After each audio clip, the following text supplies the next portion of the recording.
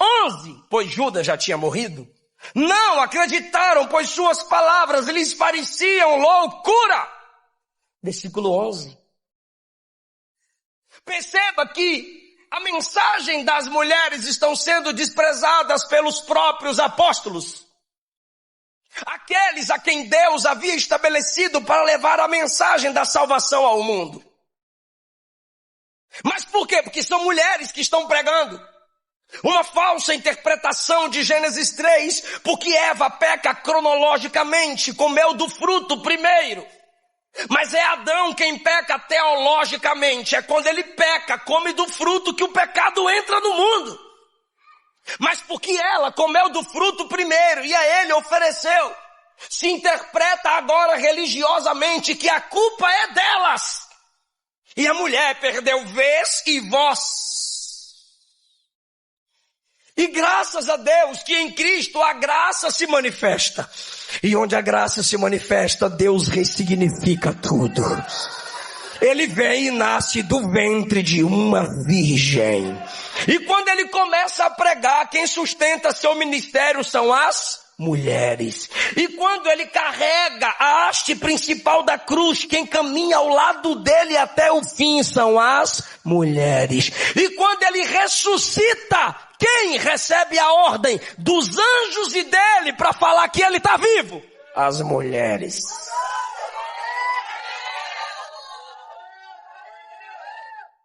E para a glória de Deus, minha irmã, os soldados foram pagos para saírem mentindo, dizendo ele está morto. O corpo dele foi roubado, ele não está vivo. Mas do outro lado tinha as mulheres dizendo, ele vive sim, ele ressuscitou sim. E a mensagem delas permanece até hoje. Deixa eu conquistar o público feminino, né, irmão? Olha isso agora, igreja. Dalila falou a verdade ou mentia enganando Sansão? Dalila estava sendo sincera ou enganadora? Enganadora. E as mulheres aqui de Lucas 24 estavam sendo verdadeiras ou mentirosas? Verdadeiras. Meu Deus. Dalila fala a verdade. Dalila fala a verdade? Não. Dalila mente. E essas mulheres mentem de Lucas 24? Não. Falam a maior verdade. Jesus está vivo. Como somos nós? Ela mente e Sansão acredita. As mulheres falam a verdade. E os apóstolos não acreditam.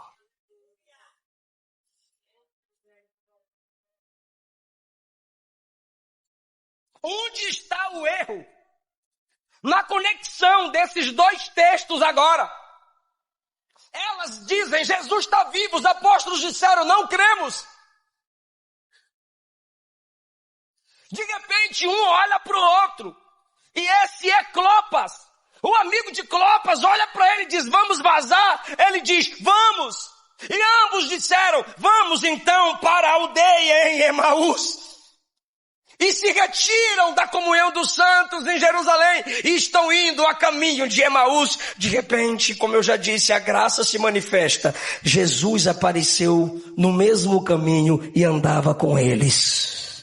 E enquanto Jesus anda com eles, eles estão falando. Viu lá as mulheres falando que Jesus está vivo, mas ninguém viu. Eu não acreditei. A outra disse, eu também não acreditei. O outro disse, né? Eu também não acreditei. Pois é, mulher pregando para nós e os outros lá também não acreditaram. Não tem como. É o terceiro dia e ninguém viu esse homem. E Jesus andando do lado deles perguntou assim, filhos, sobre o que vocês estão conversando? Aí Clopas já dá uma tramontina em Jesus. Tu é o único em Jerusalém que não está sabendo do que aconteceu? Então eu vou te contar. Aí ele começa a falar de Jesus para Jesus sem saber que o viajante era... Pastor, o que esses textos têm a ver? Um no Antigo Testamento e o outro no Novo Testamento. É que aqui está escrito, os olhos deles estavam como que fechados ao ponto de não reconhecê-lo. Sansão não percebeu quando Deus saiu. Esses dois não perceberam quando Deus chegou. Sansão não percebe quando Deus se retira. Esses discípulos não percebem quando o Deus encarnado chega. E o tema da minha mensagem nessa noite é resgatando a sensibilidade. Quantos dentre nós não percebem mais a ausência de Deus quando o Senhor se retira? Deus já não estava em Sansão, mas como que Sansão reage? Sorrindo. Deus já não age mais na vida de Sansão, e como que ele reage? Brincando. Mas Deus não está lá. Tem gente, igrejas que já perderam a presença do Senhor. Estão maquiados com as experiências do passado. Lembra que ele sempre dizia, me levantarei como das outras vezes. Mas o Espírito Santo já não estava mais ali. A insensibilidade pela ausência de Deus não era por um semblante fechado. Era com brincadeiras, alegrias, brincando um com o sentimento do outro. Deus já não estava mais ali.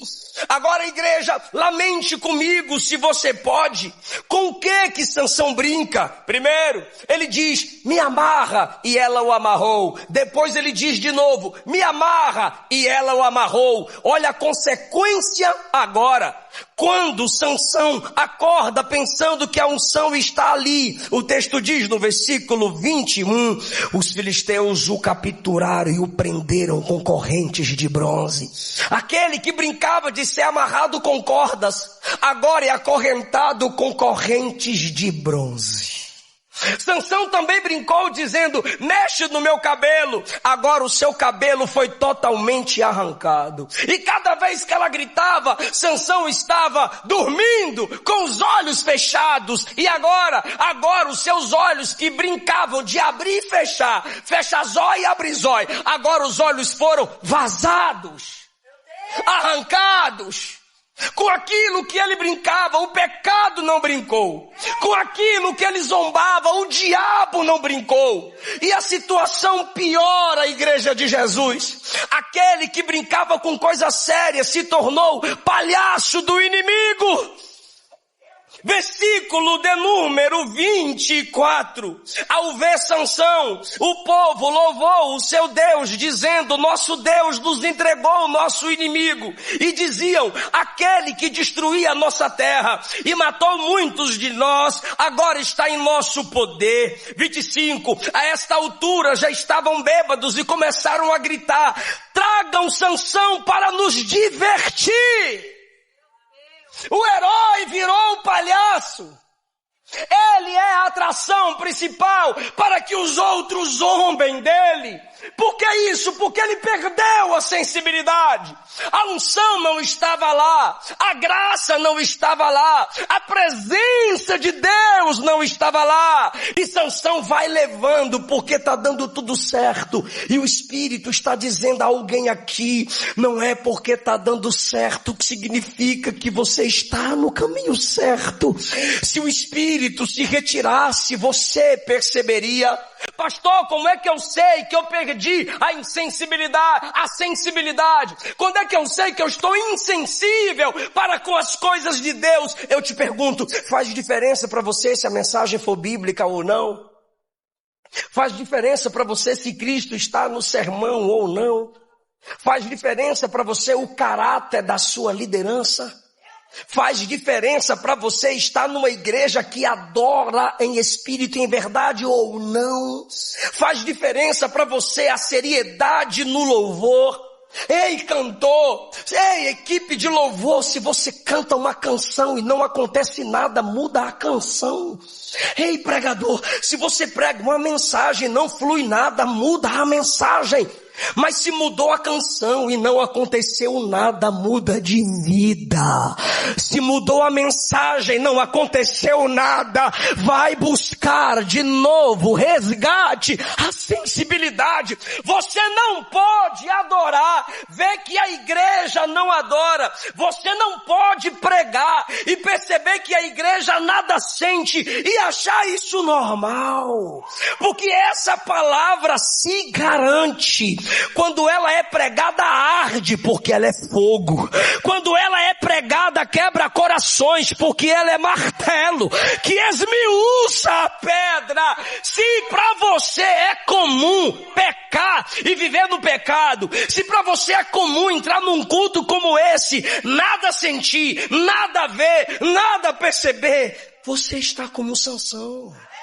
O Espírito se retirou, a unção já não está mais aí, e você não percebeu. Ele se retira, ele se entristece, ele se abate, e você não percebe. Isso se chama insensibilidade espiritual. E sabe o que é pior? Quando você, mãe, você que é pastor, você que é líder, chega para alguém e diz assim: olha, você não é a mesma pessoa, você não é o mesmo crente. Cadê a unção? Cadê sua sede por Deus? Cadê aquele desejo missionário que você tinha? O crente responde a mesma coisa de Malaquias 1:6. Eu tenho te desprezado, Deus. Eu insensível, porque o que importa é se eu estar num culto como esse, a câmerazinha vem no meu rosto, eu levanto a mãozinha, fecho os olhinhos, oh glória. Foi um momento de aparência, mas não tem a essência da presença aí. E Jesus está dizendo: eis que estou à porta e bato. Eu vou repetir: eis que estou à porta e bato. Esse versículo não é para ímpio, é para igreja. Aí ele diz: se alguém, me ajude, diga se alguém.